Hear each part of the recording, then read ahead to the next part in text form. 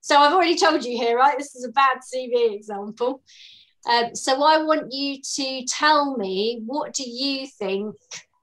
You can tell me the good stuff as well. There are some good things, but what are the good things? What are the bad things about this CV? Well, it's probably good because it's on one page, and I suppose they said 1 or 2 pages is what people tend to like.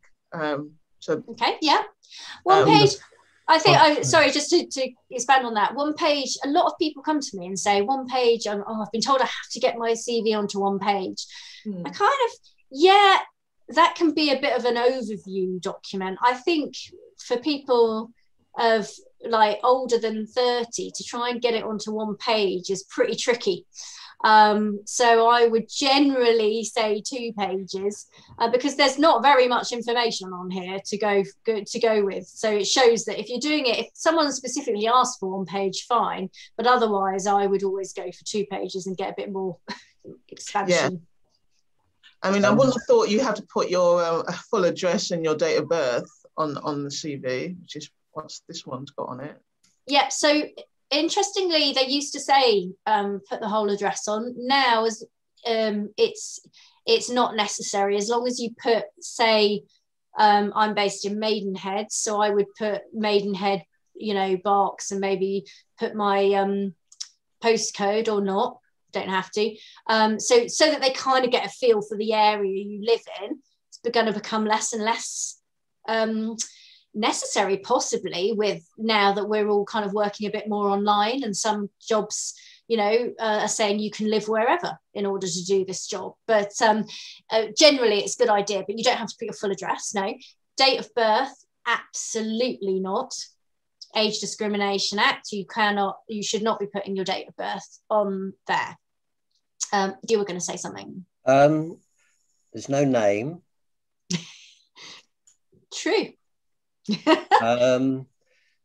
Date of birth, gender, nationality, marital status, none of that should be on there. Yeah, so it used to be a thing where people would put curriculum vitae at the top, which amuses me because it's like, well, it's like if someone's asked you for your CV, I think most people know what a CV looks like. It's just taking up valuable space. So where I'm old enough to remember that. Are you? So instead of the curriculum vitae, that should be where his name is. Yes. Yeah. The email address. One of the things that we've been drummed into is not to use funny emails. Use a sensible email address. So yes, all of that is true. Any details that, if you think about the things that come under the Discrimination Act, I'm going to miss one, so I'm not going to list them, but it's like, you don't have to put your nationality, you don't have to put your gender, marital status doesn't really come, I suppose, under discrimination, but it might be. If someone's looking at, and they think, oh, you're a woman, you're in your 30s or late 20s, early 30s maybe, and you're married, they're automatically going to go, oh, when's she going to start having babies? This is kind of what could happen. And so it's just a way of trying to, make it as neutral as possible. I mean, you're going to know from the name what the gender is, like almost definitely, but it's just not sharing too much information there. And yes, the email, absolutely. If you've got a strange email address, you need to change it.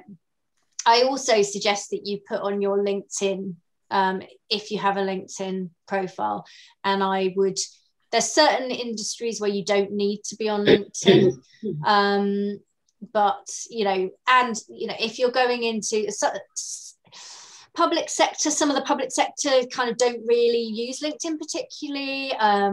Some of if you're a kind of on a production line, for example, don't use it.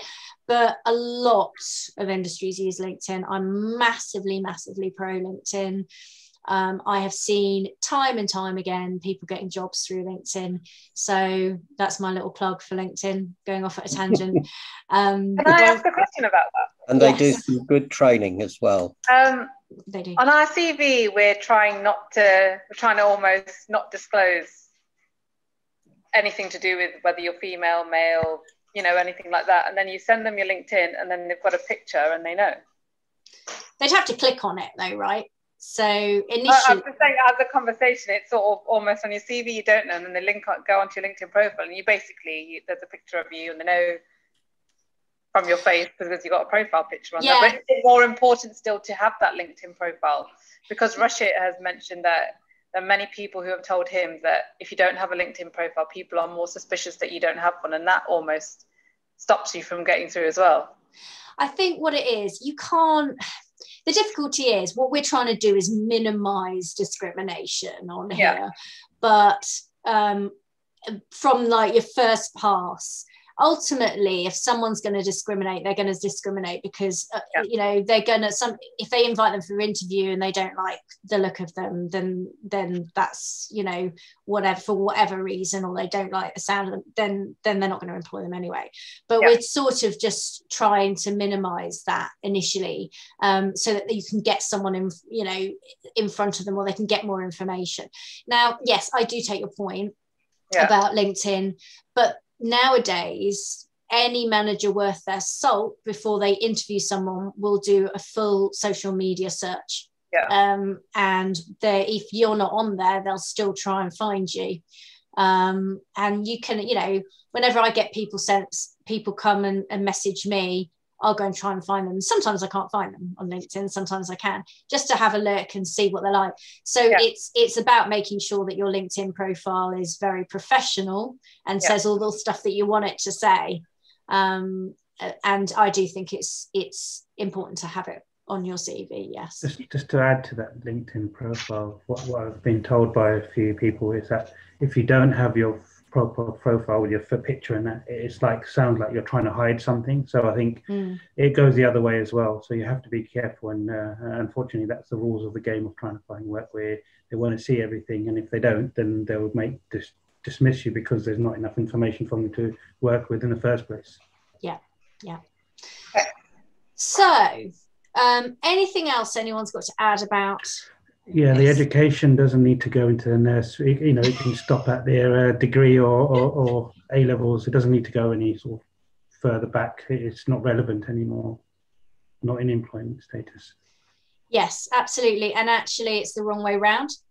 So we always do work and education. You always do the most recent first, and then you go down to, you know, what happened in your past. So it's reverse order. So they've got, I mean, I think it's a bit, you know, being a bit ridiculous putting in nursery, but it's an example, right? So not many people would do that, but so you're wanting the psychology degree would be the first thing that you see, and then it would go down. And then I'd argue about people, more mature people, thinking about your qualifications. How much room do you have on your CV? So with some people, we kind of go, look, there's no point. If you've got a degree, is it worth putting in your GCSEs? You know, is it worth putting in your A levels? Can you just put in your degree? I'm open for discussion with that one in a way, because some people feel very strongly that you should put everything in. Some people don't, but I think it kind of goes without saying that if you have a degree, then you would have had the necessary qualifications to get the degree. So just to add to that, again, this is feedback from somebody I've got.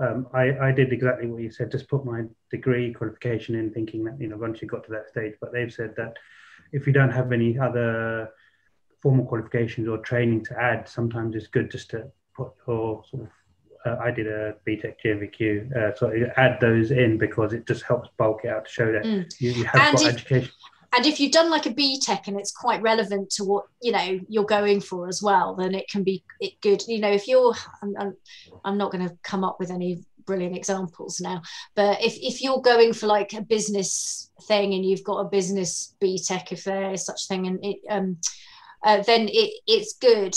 Yeah, I would agree with that actually, because most of the time when I get rid of qualifications, it's somebody that's probably 50 plus and they've had a lot of training and done lots of other things that are really relevant to what they're going for, and we're struggling to fit it all in. So we go, okay, we'll just keep the degree, we want to show the last, and then we'll put all these other qualifications that you've got subsequently in as well.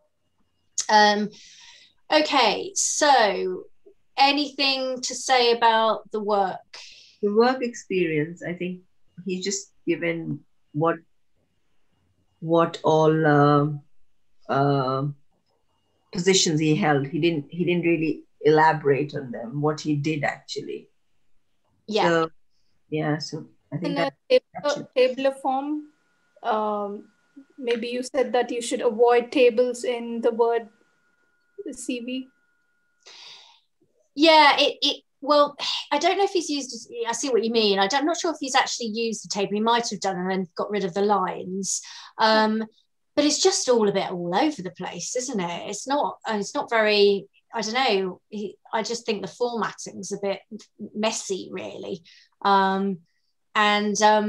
But yes, he really, really needs to expand on his experience. You know, is it important to put in, if, you know, let's say he's going for a kind of IT type business role, does he need to put in that he was a cleaner from 2000 to 2001? Could he just take some of that stuff out and instead expand more on the more recent roles? So definitely that is something that he needs to work on. This is where you're getting all your one of the places you're putting all your keywords and stuff in, and you're showing your experience. So there's nothing there. We have no idea what he was doing, and it's almost like, so what, he's an IT support assistant there, IT admin, IT assistant. I don't know what he did, so I want to know more. I also I had a big debate with a recruiter about hobbies, so that's another contentious issue. What do you think? Do you think he should have included his hobbies? I don't think they're relevant. Anyone else? I've got mixed feedback on that myself, so I don't know. Some people say, you don't need to, and then some people say, yes, you should. So I really don't know. If it's relevant to the job application. Yeah. So that is essentially, if it's relevant to the job application. I mean, some recruiters love it. They love hobbies, and some people say don't put it in. So really, there's different schools of thought on this. My feeling is that the hobbies he's got here are not relevant. Then and it's sort of exaggerated for the sake of effect. But you're not going to kind of put that you bird watch and go to church on Sundays. I have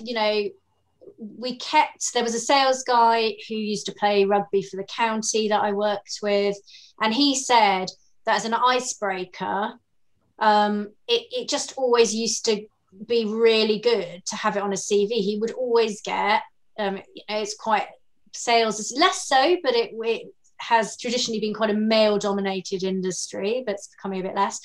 And he'd get some bloke wanting to know all about how he played rugby for the county, and it was really good as a way of kind of building up that rapport. So we kept it in because it was helpful. I had another lady who sailed a tall ship round the world with 50 other people. So that's more, I guess, of an achievement than a hobby, if you like. But she did like sailing, and it was nowhere on her CV. And I just think something like that shows so many transferable skills when you're doing something like that. So it's really dependent. There's another guy, again, rugby's a theme. He's actually did play for the county, another guy, but also is now coaching kids. And for me, while he's got room on his CV, we might have to have a discussion when he doesn't anymore. I put it on there because he's showing his coaching skills, and he's a manager and he needs coaching skills. So it's a different way of coaching, but it's still transferable. So there's kind of that to consider. So hobbies is, yeah, you will get someone very passionate. If I ever post on LinkedIn about hobbies, you get some very passionate schools of thoughts, pro hobbies and against hobbies. And I just think it has to be relevant is what I would say. And it's all about the space as well. It's all about, have I got space to put this on the CV? And is there other things that are more relevant that I need to include? Sorry, Esma, were you going to say Tanya, something?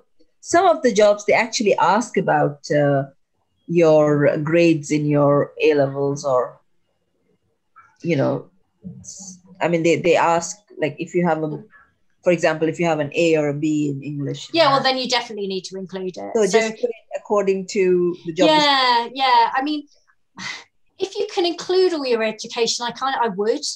I'd always say, if you've got the space, put it all on there. It depends. Some people have only got GCSEs, so that's fine.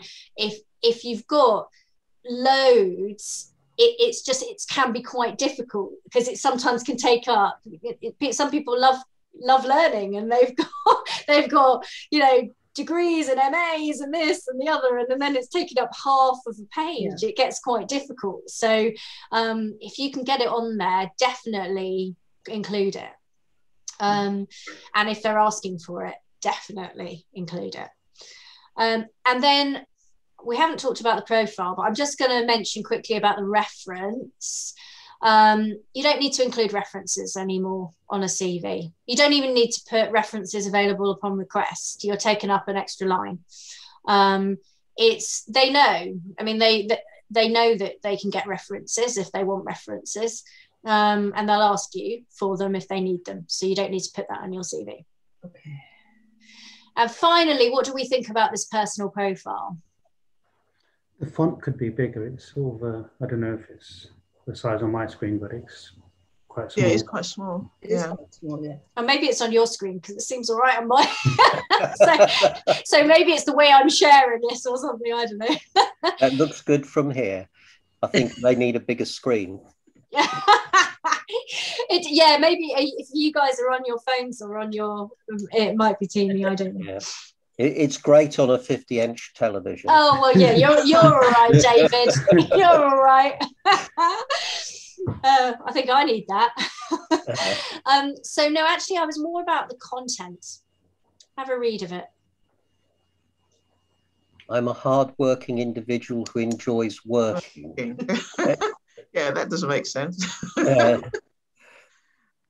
that could be lots of I's in there as well. I.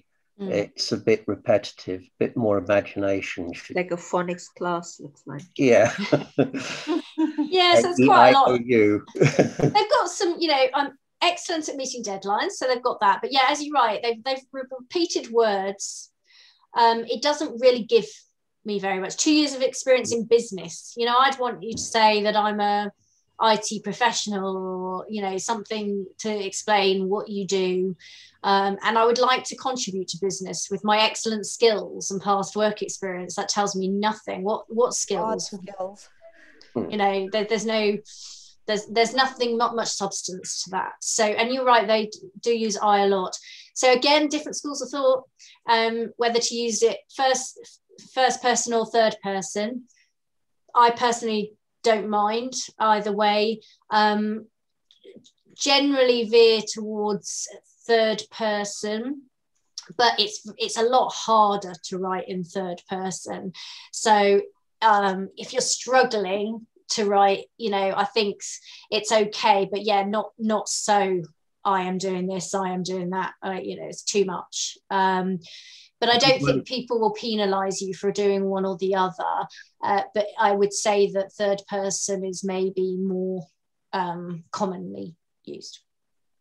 It's a good way to open it as I am, but then you can just put A, so you can put a hard-working individual. Yeah. But then the rest of it, you can lose the I ams and I's for most of the rest of it by changing the way that you approach it. Yeah, so it definitely. And I want 5 or 6 lines, and I want a bit more meat to it. This is where you're covering off your those skills that you're looking at the job advert and going, oh, what do they want? Make sure I get a few of those things from the job advert in this personal profile. So you might have written it as, I'm excellent at meeting deadlines, and they say that they want somebody who's excellent with attention to detail. So you just change that. As long as you have it, I'm not saying say you've got excellent attention to detail when you don't, but if you think, oh, I do actually have excellent attention to detail, you could change that for the purpose of that application. So it's just, looking at the application, and they haven't talked about deadlines, so I don't need to mention deadlines. I'll put in attention to detail instead. So it's thinking about that. And he could lose personal profile, give himself another line. I do tend to highlight. I'll show you what I tend to do. So obviously this is on a page. So not very exciting really, is it? Mine's 2 pages long, but I've sort of squeezed it on to 1 page for the sake of this. So it's nice and clean and just gives you what you need. So the thing that I do is I always title them so it's really clear. Nice line underneath which makes it look a bit smarter. Then you're putting the information in. My kind of thing that I do, and that we would suggest that you do, that wasn't on that previous CV, that a lot of people don't include, is this key skills section. So some people just do key skills, and it's a way of getting the keywords into your CV. So it's saying, you've got communication or whatever. So what I do a bit extra, so nowadays it's all about achievements. It's looking at your CV and you're saying, if you can say so what to anything you've said, then you need to have a think about, can I change it? But because so you could say that I introduced a new filing system. That's nice. Well, how did that help? How did that make your employer's life better? Because what you're trying to show is very clearly that I can do this and I make life so much better, and that's what I'm going to do for your company.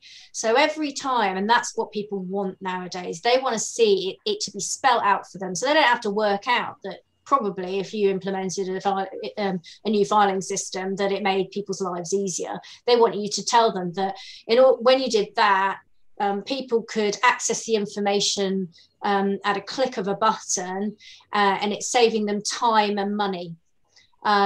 If you can get figures in, if you can say that you saved the company money and how much you saved them, or if you were in a salespeople have it a bit easier because they've often got figures that they can use on a CV, and people love figures. They love to see that you've achieved 110% of your target or whatever. So anytime you can sort of show that what you've done has made a real difference, and I would say that if you can't, don't worry about it, like for every single bullet point. It's in your employment history, you're not looking for don't worry if you can't do it. But what that we're moving away from, it used to be that you'd list your tasks. This is what I did for the company, and now they're saying, okay, list the tasks, but if you can add a bit more to it, that would be even better. If you can tell me how this helped, that would be even better. And what I tend to do in my CVs here is not only do I list key skills, but I also list achievements. So what I mean by that is I get somebody to look at their career history, probably in the last 5 years is the best, because you don't want to be talking about something that happened 20 years ago.